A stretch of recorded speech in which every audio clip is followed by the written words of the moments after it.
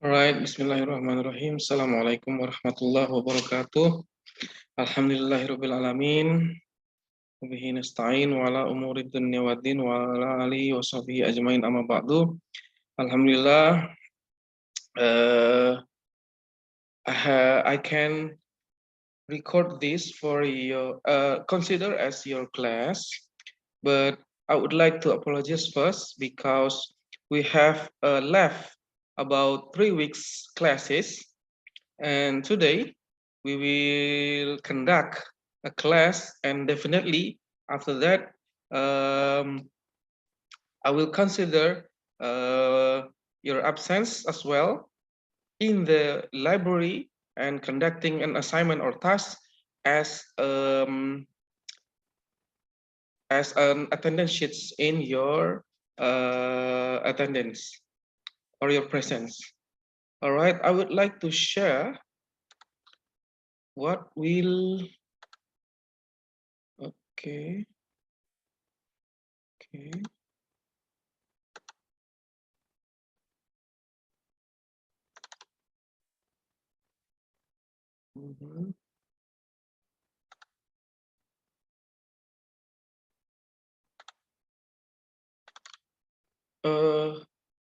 Pekan lalu kita diskusi tentang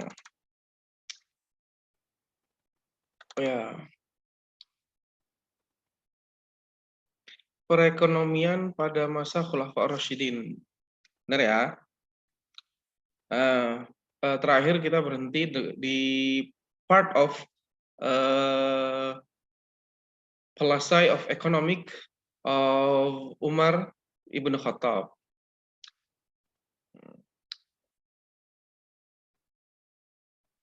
So while preparing the PowerPoint, I would like to announce that your absence will count on your comment in the YouTube video I uploaded.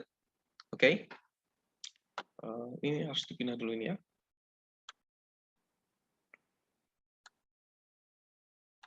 Oke, ini udah kita skip aja ya. Ini kita skip. Kemarin kita sampai di Umar bin Khattab. Oke, last time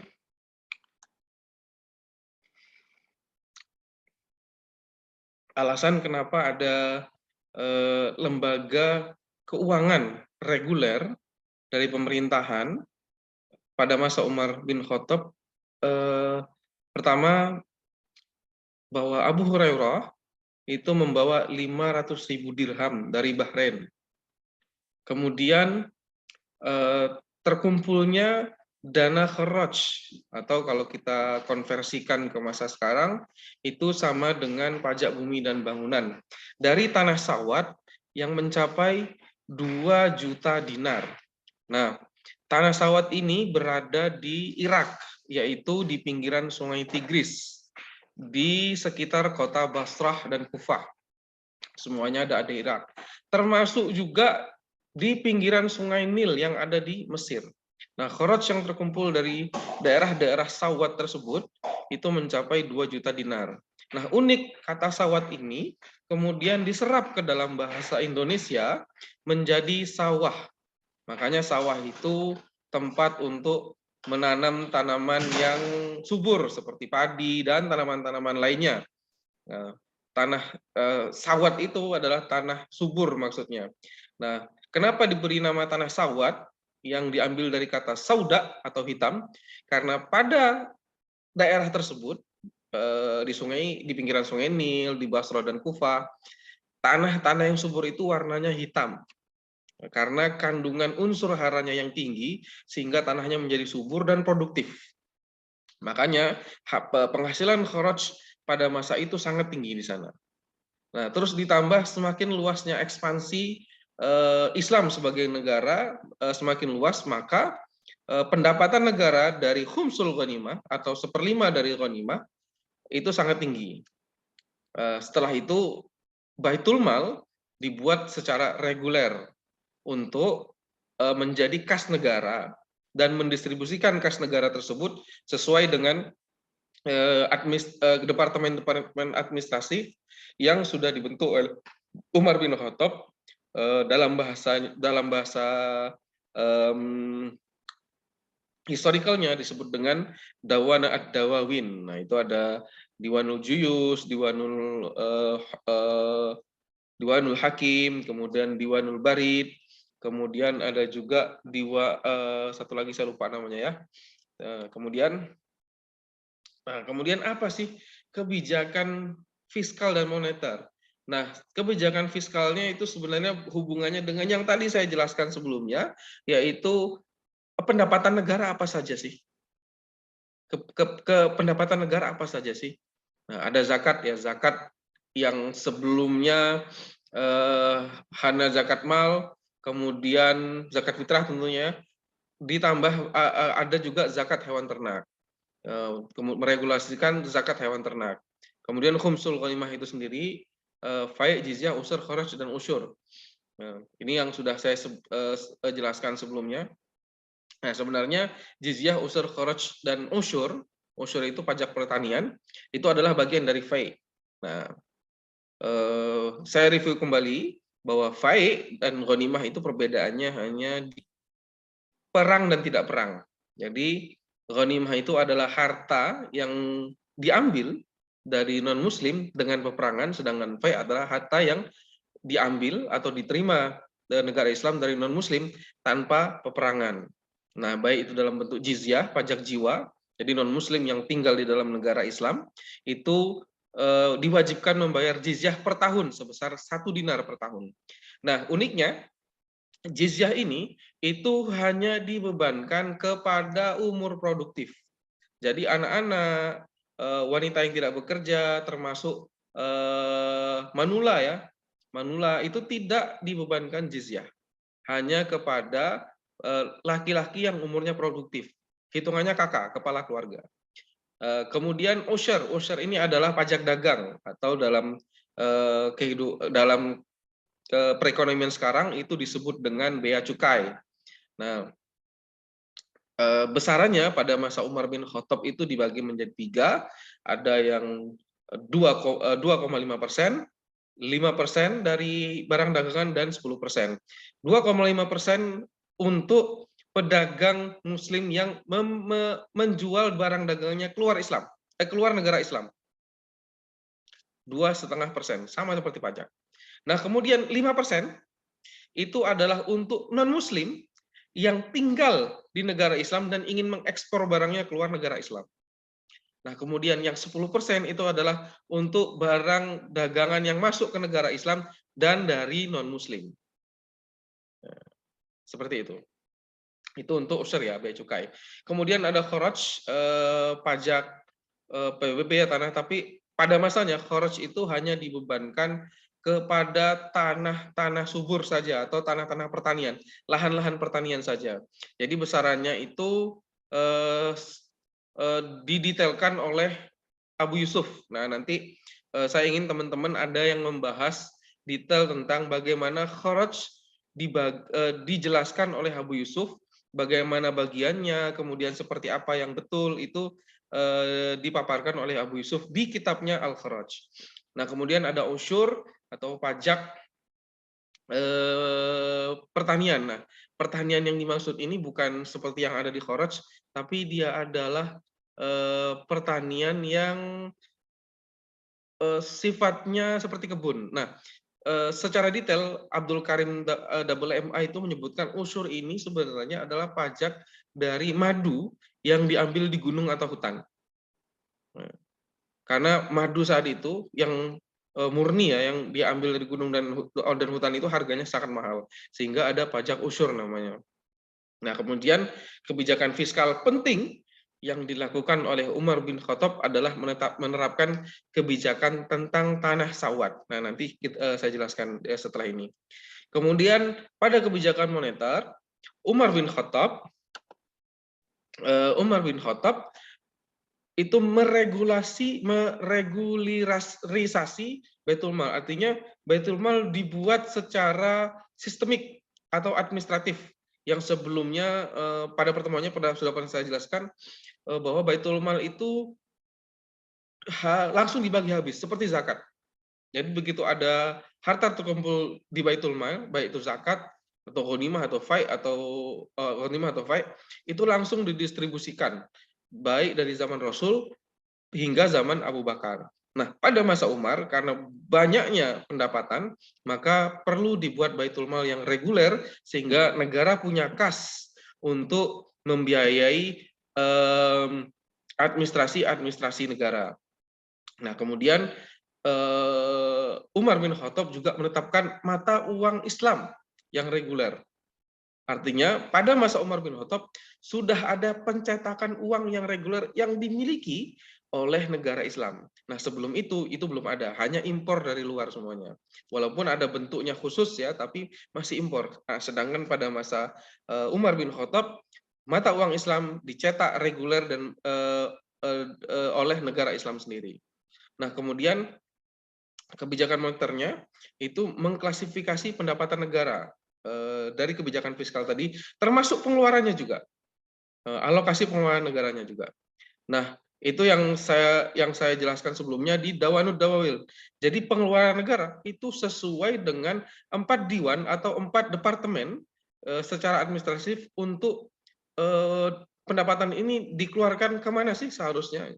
Apakah ke Departemen Kehakiman untuk beasiswa masyarakat, kemudian subsidi, kemudian juga bukan pengembangan, kemudian juga untuk membiayai peralatan perang, mensuplai kekuatan perang, baik itu makanan maupun senjatanya, dan seterusnya, dan seterusnya. Nah, inilah dua kebijakan penting pada masa Umar bin Khattab. Nah, saking kuatnya Umar bin Khattab, dia disebut oleh orientalis sebagai the Saint Paul of Islam. Jadi dia itu sebagai orang sucinya Islam. Nah, saking uniknya Umar bin Khattab ini punya wibawa yang sangat besar sekali. Jangankan manusia, setan saja takut lari terbelit-belit dia. Melihat Umar bin Khattab, setan saja takut, jin aja takut. Saking besarnya wibawanya, dan itu bukan sekedar legend ya, bukan sekedar apa istilahnya ya, cerita yang dibuat-buat, bukan, tapi itu ada sejarahnya dan itu betul adanya. Nah, selanjutnya mana nih?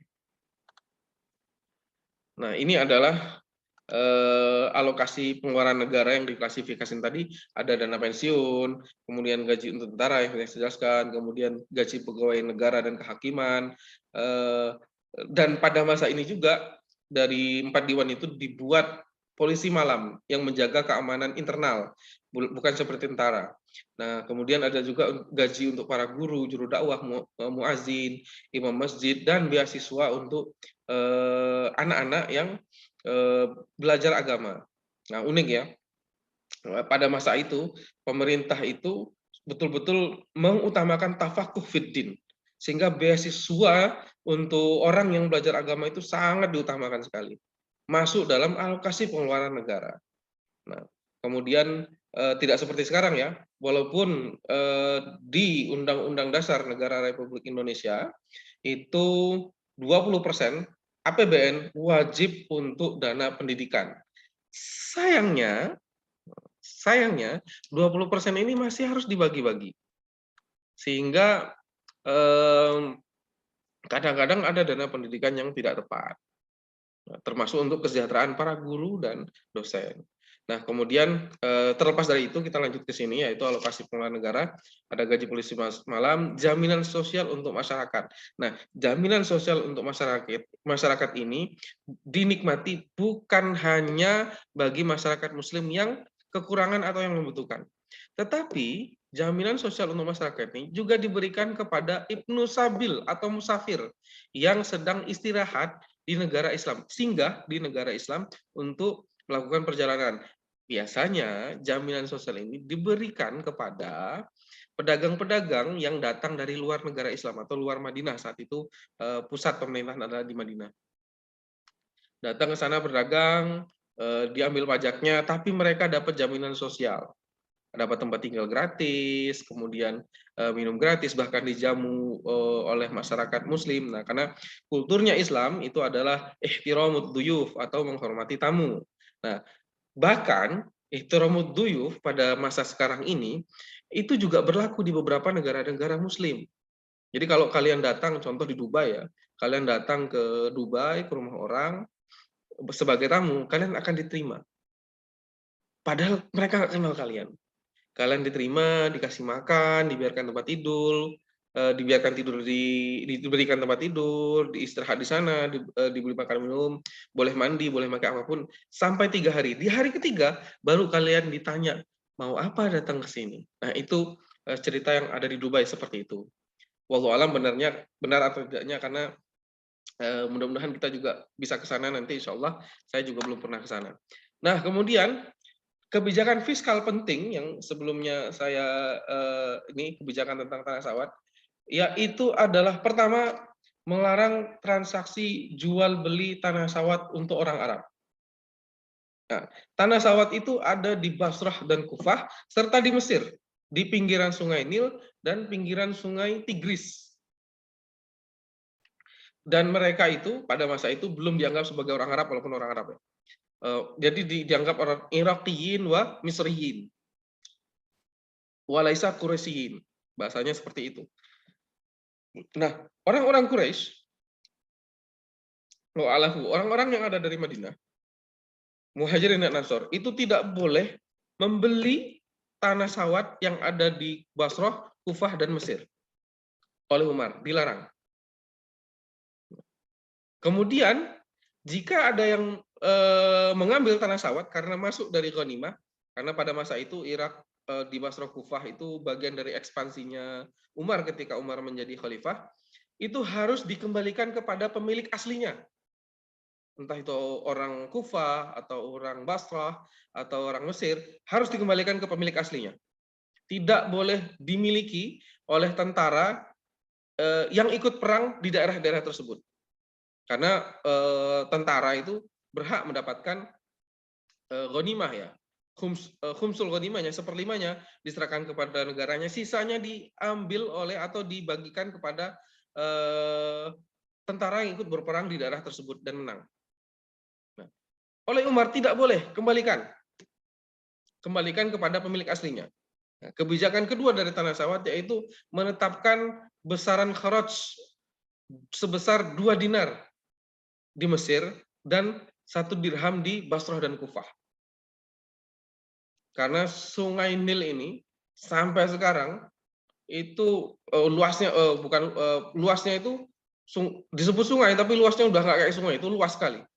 Sungai Musi yang ada di Palembang kalah luas, Sungai Kapuas yang ada di Kalimantan kalah luas. Ini luas sekali, bahkan saking luas dan dalamnya airnya itu sampai warna biru. Sampai seperti laut, padahal bukan laut, ini sungai. Makanya karena saking suburnya daerah di Mesir ini, dia diberikan besaran kharaj sampai 2 dinar. Sedangkan di tanah sawat, bukan karena tidak subur, tapi karena juga perekonomiannya tidak setinggi yang ada di Mesir, maka hanya dibebankan sebesar 1 dirham untuk setiap kepemilikan tanah sawat. Nah, kemudian jika ada tanah di daerah-daerah tersebut, Mesir, Basrah, Kufah, tidak berhasil dikelola oleh pemiliknya, maka tanah tersebut diambil alih oleh negara untuk dikelola dan diproduktifkan. Nah, ini yang dilakukan oleh Umar, sehingga pendapatan kharaj itu mencapai 2 juta dinar. Nah, alasannya kenapa kebijakan tersebut dilakukan oleh Umar bin Khattab? Yang pertama, kalau orang yang ada di Madinah, orang Arab menyebutnya gitu ya, itu mengambil tanah yang ada di Basrah, Kufah, dan Mesir, maka mutu tentara akan menurun. Orang-orang akhirnya lebih fokus untuk memproduktifkan tanah yang dimiliki. Padahal orang-orang yang ada di Madinah itu tidak ahli dalam mengelola pertanian. Di hadis Rasul ada. Di hadis Rasul ada, kira-kira matanya seperti ini. Banyak masyarakat bertanya kepada Rasul bahwa kurma itu tidak bisa berbuah. Kemudian Rasul memerintahkan mereka untuk menebang semua pohon kurma dengan harapan pohon kurma tersebut tumbuh kembali dan menghasilkan buah yang lebih bagus. Ternyata tidak demikian. Pada masa Rasul kurmanya nggak tumbuh, malah mati semuanya, tidak menghasilkan apa-apa setelah ditebang. Kemudian masyarakat tersebut bertanya kembali kepada Rasul, Rasul bagaimana kurmanya tidak mau tumbuh lagi? Lalu Rasul bersabda, fas'alu ahla dzikri in kuntum la ta'lamun. Nah, artinya Rasul juga bari'ah minadzimah karena Rasul tidak tahu detail tentang bagaimana pertanian. Sama halnya dengan masyarakat Muslim yang ada di Madinah saat itu, karena rata-rata adalah kaum Quraisy ya, yang sudah Muslim, yang sebelumnya dari Mekah hijrah ke Madinah yaitu muhajirin, termasuk orang-orang Ansor yang ada di Madinah. Nah, mereka itu tidak pintar mengelola lahan pertanian, tapi pintar berdagang. Maka kalau mereka mengelola lahan pertanian, mutu tentara menurun karena mereka fokus saja untuk ngurusi pertanian padahal tidak pintar, akhirnya tidak berlatih perang. Sehingga ketika itu juga berdampak kepada produksi negara dari kharaj, baik itu di Mesir ataupun di Tanah Sawat, di Basra dan Kufah. Sehingga negara rugi hingga 80% menurut Profesor Abdul Karim. Yang lebih buruk dari itu adalah penduduk asli yang tanahnya diambil di Sawat dan di Mesir itu kehilangan mata pencarian, sehingga ada kemungkinan mereka untuk memberontak kepada khalifah. Nah, itu yang tidak diinginkan oleh Umar bin Khattab. Maka kebijakan tanah sawat pada masa itu dilarang transaksi jual beli tanah sawat untuk orang Arab. Kecuali dan jika pemilik aslinya tidak berhasil mengelola, maka pengelolaan diambil alih oleh pemerintah. Nah, pemerintah akan melelang tanah sawah tersebut kepada pribumi, orang-orang asli yang ada di Basrah, Kufah, dan Mesir untuk mengelola. Jika pemilik asli tanah tersebut, yang orang di situ juga, itu gagal untuk mengelola tanah tersebut. Nah, selanjutnya itu yang sudah dilakukan Umar. Nah, kemudian kita lanjut ke Utsman bin Affan. Nah, pada masa Utsman bin Affan ini sebenarnya tidak jauh berbeda dari kebijakan fiskal dan moneternya karena meneruskan apa yang sudah Umar lakukan. Nah, yang dilakukan oleh Utsman bin Affan untuk pendapatan negara itu adalah melakukan ekspansi hingga ke Siprus, Armenia, Tunisia, Rhodes, dan Transaksonia. Nah, itu pendapatan negara diambil dari khumsul ghanimah. Nah, kemudian sebagai bentuk dari expenditure atau pengeluaran negara, Utsman bin Affan membuat dua lembaga baru, yaitu armada laut. Jadi armada laut perdana dari negara Islam pada masa itu dibangun pertama kali oleh Utsman bin Affan. Nah, kemudian Utsman bin Affan juga mendiri lembaga kepolisian secara permanen. Nah, pada masa Umar, kepolisian belum permanen, hanya polisi malam saja. Tapi pada masa Utsman bin Affan, lembaga kepolisian dibuat permanen. Jadi ada yang menjaga negeri atau negara dari dalam untuk keamanan dalam negeri sendiri. Jika ada tindakan kriminal di dalam negeri, itu tidak lagi diurusi oleh tentara, tapi diurusi oleh kepolisian pada masa Utsman bin Affan. Nah, uniknya Utsman bin Affan ini adalah khalifah yang menjabat paling lama dari khalifah-khalifah yang lain. Teman-teman boleh cek ya, silakan buka ulang Khulasah Nurul Yakinnya atau Sirah Nabawiyahnya. Utsman bin Affan itu menjabat sampai 12 tahun. Utsman bin Affan menjabat sebagai khalifah sampai 12 tahun. Nah, ini perbedaan antara khalifah dengan sistem demokrasi saat ini. Sistem demokrasi itu di setiap negara punya ciri khas masing-masing, tapi mostly itu 5 tahun akan diganti pemimpin. Nah, khalifah itu tidak seperti itu. Khalifah akan menjabat sebagai pemimpin dua syaratnya. Dia akan berhenti menjadi pemimpin kalau dia mengundurkan diri karena tidak sanggup atau dia wafat.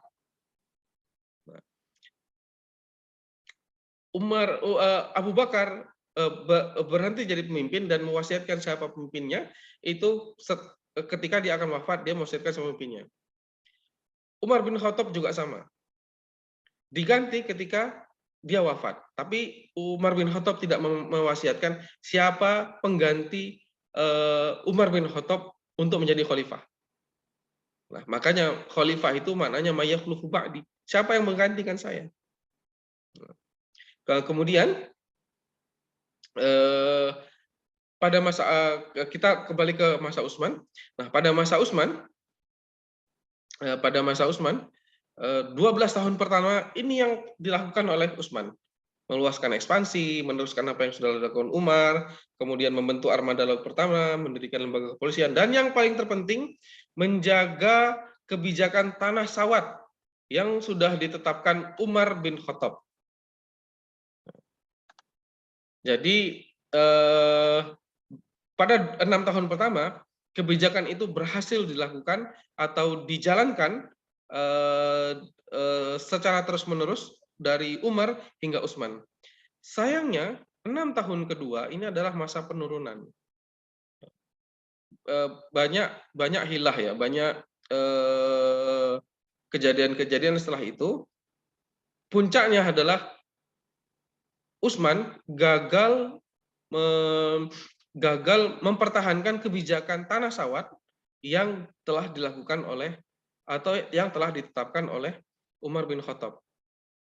Akhirnya tanah-tanah sawat itu diambil alih oleh bukan diambil alih, dibeli oleh orang-orang Arab, orang-orang yang ada di Madinah, kemudian akhirnya mereka fokus dan seterusnya sehingga pendapatan negara turun.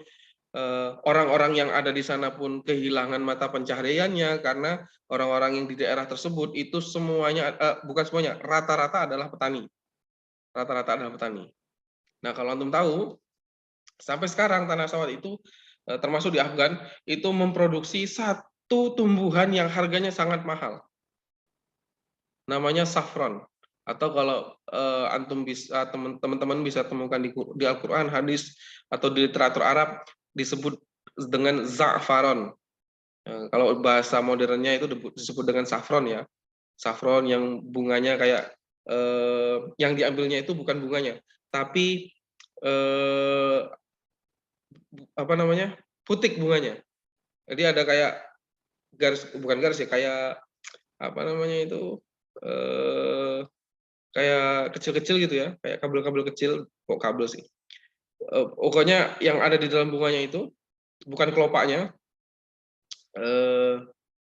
ya putiknya ya, putik bunganya itu yang diambil, kemudian dikeringkan dan digunakan untuk campuran makanan dan itu menyehatkan.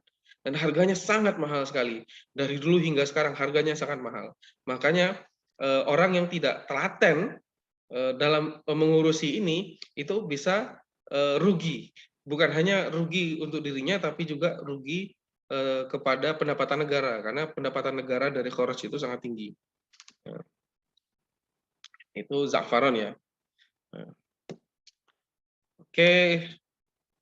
Nah, karena kemudian gagal, akhirnya terjadilah pemberontakan sehingga ini ringkasnya seperti itu, terjadilah pemberontakan, kemudian Utsman diminta untuk turun, dan yang lebih buruk orang-orang yang berontak ini ada apa namanya?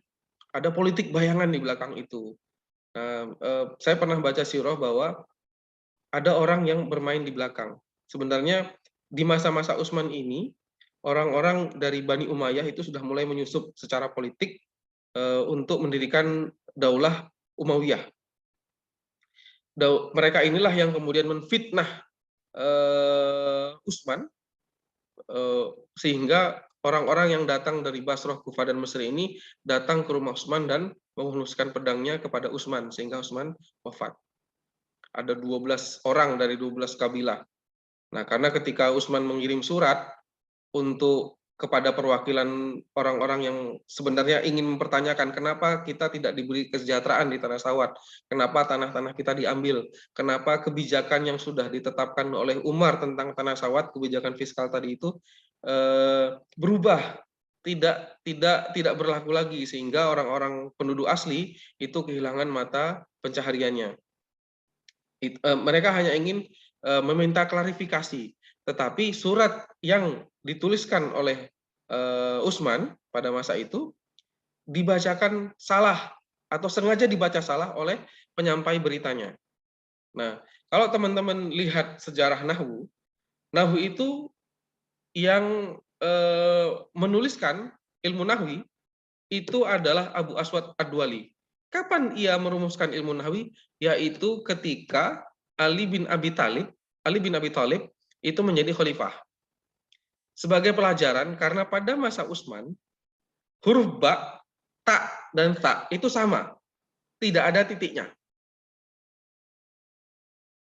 Nah, huruf ba, ta, dan ta itu sama, tidak ada titiknya. Qaf dan fa itu sama, tidak ada titiknya. Sehingga orang yang tidak tahu, itu bisa salah baca. Atau orang ada yang sengaja salah membacakannya. Seperti yang terjadi pada masa Utsman. Harusnya di surat itu tertulis waqab balahum, atau terimalah mereka menjadi tamu. Tapi apa yang tertulis waqotalahum, dan bunuhlah mereka. Perwakilan-perwakilan ini tidak terima, kemudian akhirnya datang ke rumah Utsman dan terjadilah pembunuhan tersebut. Nah, ini yang kemudian digunakan oleh para orientalis yang menyatakan bahwa sistem khalifah itu tidak betul, padahal ada intrik di balik hal tersebut. Selanjutnya adalah kekhalifahan setelah Utsman wafat, kekhalifahan Ali bin Abi Thalib. Sayangnya ketika masa Ali bin Abi Thalib ini terlalu banyak pemberontakan, sehingga tidak begitu banyak ekspansi, kemudian tidak begitu banyak perubahan dari sistem negara.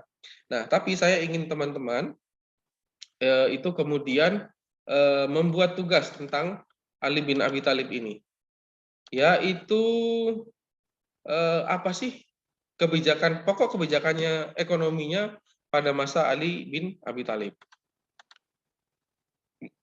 Nah, oke, ini untuk materi ini saya cukupkan dulu.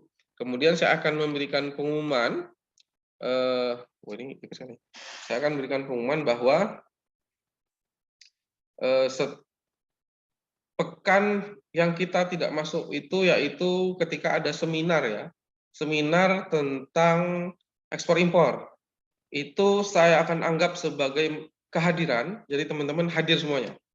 Bonus ya, bonus. Nah, kemudian pekan selanjutnya saya ada tamu, dan pekan ini tanggal 28 ya, hari Senin tanggal 28, qadarullah ada khutbatul arsy di Unida, dan teman-teman juga sedang persiapan khutbatul arsy di Kampus Putri.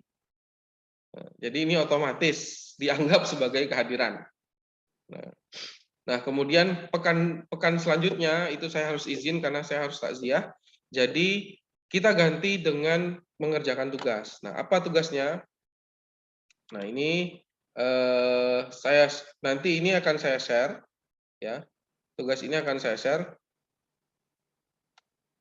ke teman-teman. Silakan nanti mau ini ya gimana ya?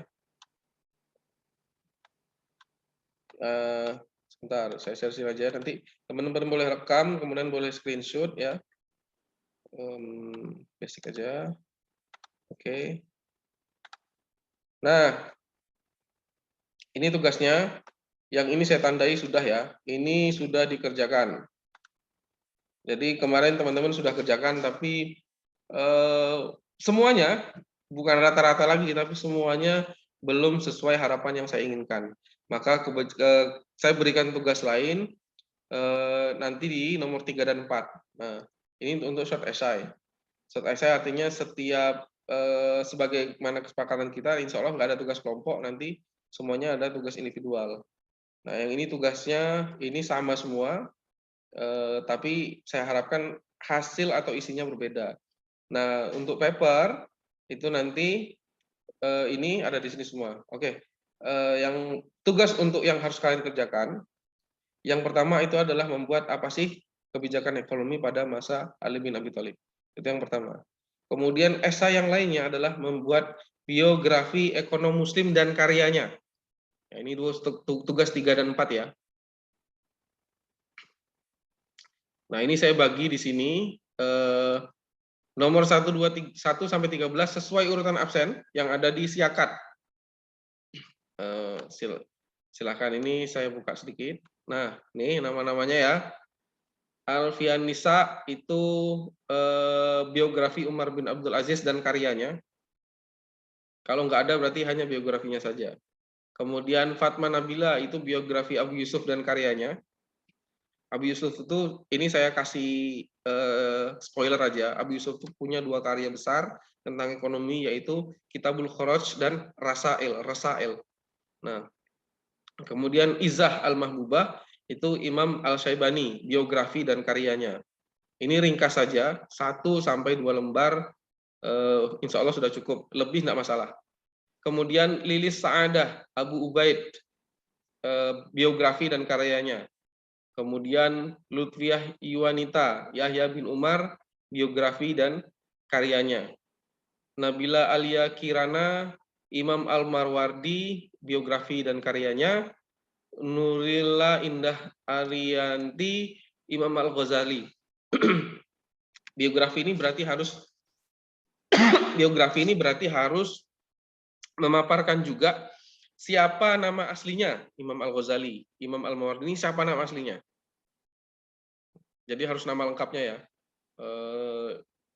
Teman-teman bisa cek di berbagai literatur bagaimana membuat biografi yang ringkas. Kemudian Ibnu Taimiyah juga ditulis, berarti dikerjakan oleh Sayyidah Ruqayyah. Kemudian Siti Munawwaroh itu biografi Ibnu Khaldun dan karyanya. Syafa'atun Nur Ainayah, biografi Nizam Al-Mulk dan karyanya. Syifa Fauziah, Imam Al-Shatibi dan karyanya. Yuliyati Nur Aini, Imam Al-Makrizi dan karyanya. Terakhir Zakiyatul Husna, Bakir Al-Sodar dan karyanya. Sebenarnya ini masih banyak tokoh lain, tapi karena kita hanya ber-13 ya, jadi cukup ini saja. Ini untuk tadi ya, esai singkat saja. Nah, kemudian untuk paper. Nah, untuk paper dan summary ini sama. Sama apanya? Sama judulnya. Nah, jadi untuk paper ini karena tadi sudah ada biografinya, jadi sesuai urut absen ya, 1 sampai 13 yang tadi sudah saya sebutkan. Yang pertama itu membahas pokok pikiran ekonomi Abu Yusuf. Jadi tidak perlu biografinya lagi. Jadi pikirannya Abu Yusuf itu apa? Tentang pajak, tentang pasar, dan seterusnya. Imam Syaibani itu apa? Abu Ubaid sama tentang pajak juga. Itu pokok pikirannya apa saja. Imam Al-Mawardi tentang ekonomika makro negara ya, negara, pasar dan seterusnya. Al-Ghazali dan Ibnu Taimiyah saya bagi jadi 2. Yang pertama itu hanya berbicara tentang uang, jadi harus detail. Kemudian yang kedua itu berbicara tentang pasar, mekanisme pasar secara umum, dan itu nanti ada hubungannya dengan supply dan demand. Kemudian etika bisnis. Nah, kemudian Ibnu Taimiyah yang pertama itu berbicara tentang harga, mekanisme pasar, kemudian wilayatul hisbah, karena ini jadi satu tema sebenarnya. Nah, kemudian yang kedua itu berbicara tentang kebijakan moneter dan fiskal menurut Ibnu Taimiyah. Moneter berarti ada tentang uang, fiskal berarti ada tentang pajak. Nah, kemudian Ibnu Khaldun, pokok pikiran ekonominya saja. Kemudian Nizam Al-Mulk, kemudian Imam Syatibi, Imam Al-Makrizi, dan Bakir As-Sadar. Nah, jadi ini harus panjang ya. Berapa minimal pembahasan halamannya? Ini pokoknya harus detail, termasuk referensi. Referensinya harus ada yang berbahasa Arab, kalau bisa referensi asli. Misalkan Abu Yusuf dari Kitabul Kharaj dan Rasail, Abu Ubaid dari Kitabul Amwal, Al-Ghazali dengan bukunya Ihya Ulumuddin, Ibnu Taimiyah, Majmu'ul Fatawa, dan seterusnya dan seterusnya. Jadi kalau harus ada rujukan aslinya. Nah, karena untuk tugas summary nanti saya jelaskan kalau tugas ini sudah selesai. Nanti kita ketemu lagi. Nah, karena tugas ini panjang, jadi silakan teman-teman kerjakan dari sekarang. Kapan dikumpulkan? Tugas paper ini nanti nilainya sama dengan UAS. Jadi teman-teman nggak ada UAS. UAS-nya ini. UAS-nya ini. Nah, jadi kalau sudah jadi, boleh serahkan ke saya untuk direview, sudah betul atau belum. Nanti kalau saya bilang belum, perbaiki, berarti harus perbaikan. Itu untuk summary nanti nilainya adalah nilai UTS jadinya. Nah, ini saya buat di sini. Sementara seperti itu yang bisa saya sampaikan. Kemudian untuk absen pada pertemuan ini bagaimana? Silahkan komen di YouTube. Video ini saya upload di YouTube, kemudian kalian silahkan komen dalam bentuk pertanyaan. Yang saya respon berarti saya anggap hadir. Nah, kalau kalian tidak tanya berarti kalian tidak hadir. Harus tanya di kolom komentar di video YouTube. Terima kasih. Wassalamualaikum warahmatullahi wabarakatuh.